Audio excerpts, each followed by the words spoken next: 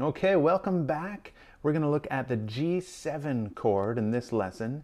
Now, just because it has a number beside the letter doesn't make it any more complicated. Just means we're changing one of the notes in this chord. So we're going to look at that now.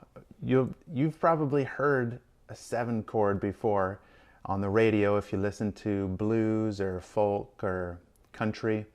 They often will use 7 chords. So we're going to take a look at our first 7 chord, which is the G7.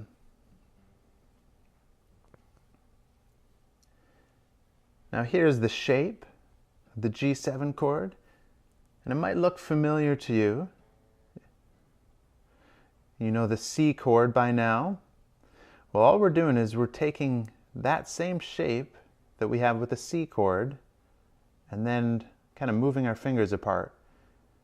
So these two fingers go up a string and our first finger will go down one string.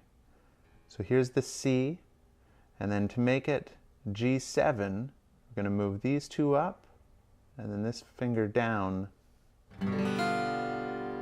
will give us the G7 chord. It's still a bit of a stretch, just like that C was.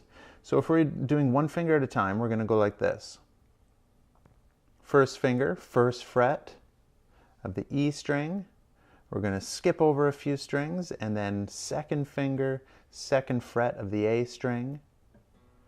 And then third finger, third fret of the E string. Other than the stretch, you shouldn't have too many difficulties with this. You may run into your second finger kind of leaning over and muting the D string.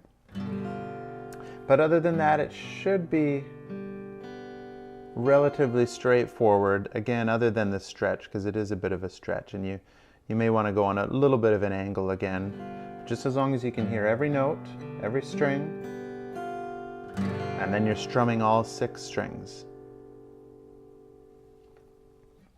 That's it for the G7.